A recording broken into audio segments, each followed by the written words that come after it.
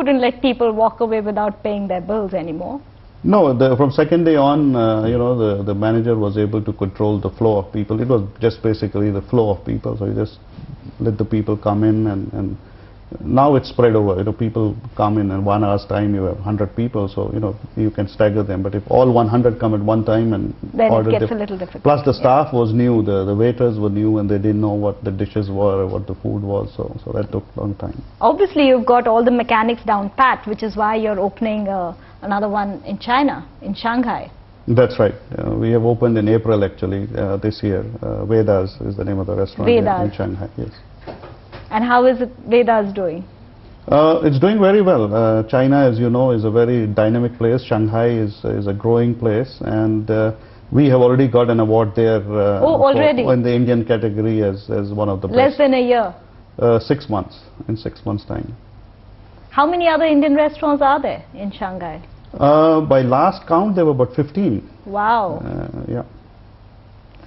So you've got food, and you've got the food business is obviously expanding for you. Now you've got one in Shanghai. Do you have plans to open any other restaurants? We have an outlet in Pondakinda Mall in the Sogos.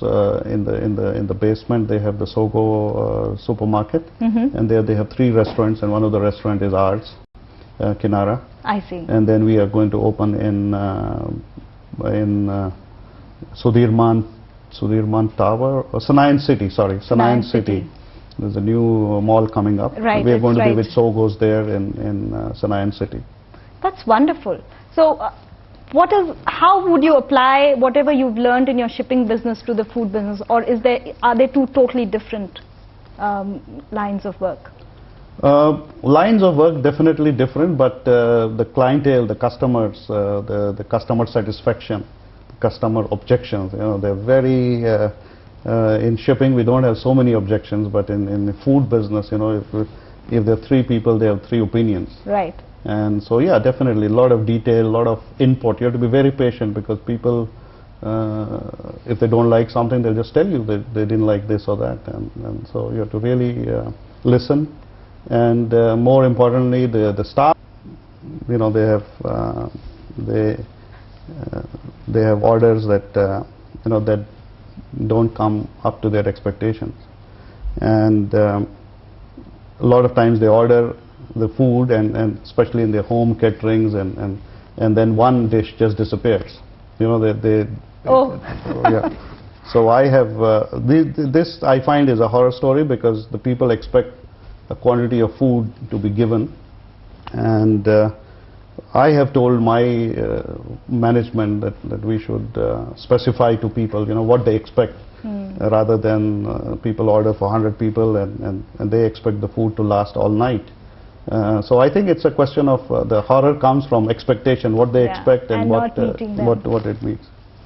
Apart from food and your shipping, and you still have time for lots of sports here. I believe you're a very avid, not merely a badminton player, but you're also avid about cricket, and you're also a great golfer. How do you find time for all these activities? Well, cricket always for Indians and people from subcontinent is first love. So of course cricket is first love, but after I got injured a few times, I gave up that sport.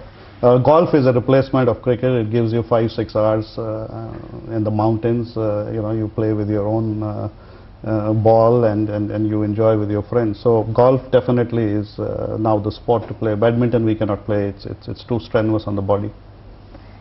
What are your plans for the next venture that you are planning? Are there any plans in the next 5-10 years? Well, immediately we have a plan. We are going to develop a recruitment business. We are going to recruit. Indonesia has got so many people, so many good, hard-working people, and I think they are not properly trained and exported in the right way.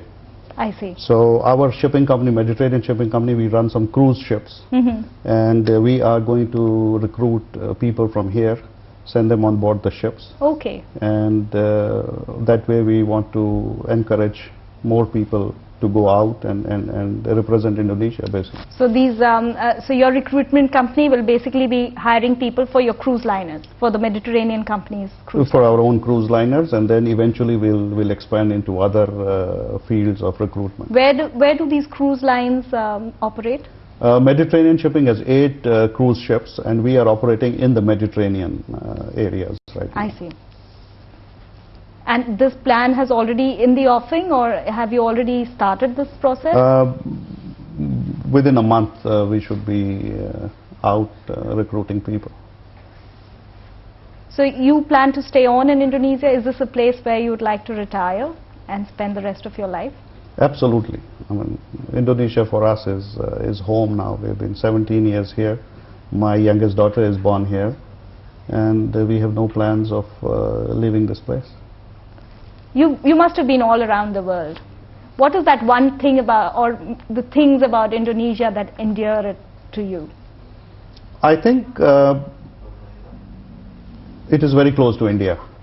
When I say very close to India, not by proximity, but generally speaking, it reminds me of my home. Some of the smaller cities when you visit are just like any North Indian town with a lot of things around. And so I think religiously, I'm a Muslim, so religiously I have no sort of very comfortable with it, very comfortable with the people, and it smells like home. It smells like home. Why do you say that? It smells like India. You know, the smell of the soil, I don't know how to put it, but that's what, that is our mother, that is our motherland. Right. So as long as it smells like mother, it's good. It has been very interesting talking to you about your various ventures here in Indonesia.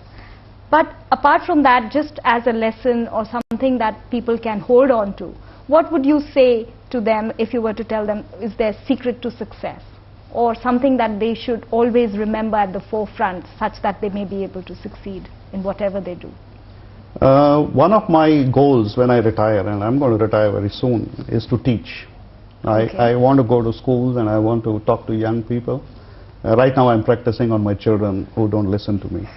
But I think one thing that life has taught me, what I have seen, is that you have to be modest, you have to understand your weaknesses, and the strengths other will, let the others judge your strengths. I disagree with a lot of people when they say you should go for an interview and you should talk about, oh, I can do this and I can do that. I think maybe that's good for US or a Western country.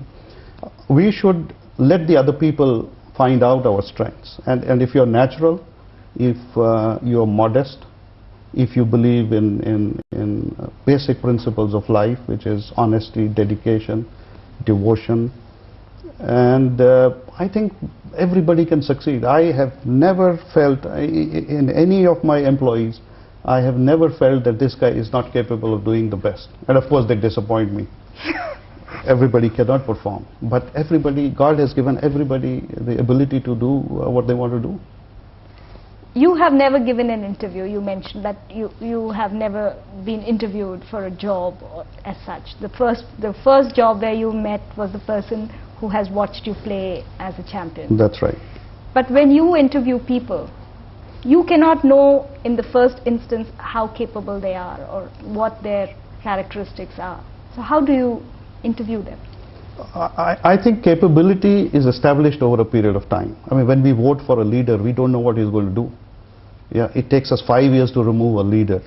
Right. So similarly, an employee, when you are interviewing somebody, you really have no idea what he's going to do. I mean, he may come from the previous company with great experience, and he may not be able to apply that in our environment. So I am a firm believer it's the boss from where the whole thing starts. If somebody is unable to perform in our company, I first look at myself and say, have we done enough with this guy? Why is he not able to perform? And honestly speaking, there is no way of judging somebody from an interview whether he's able to perform or not perform. When we are desperate, we just take everybody. You know, it's just like that. But capability is present in everybody. Everybody has Yeah, that capability. and it is how you bring that out and be challenged and do the job that needs to be done. With education. With education. I mean, he has to be educated. He or she have to be educated. Otherwise, you can't just go on capability. So, right education, proper education, then you can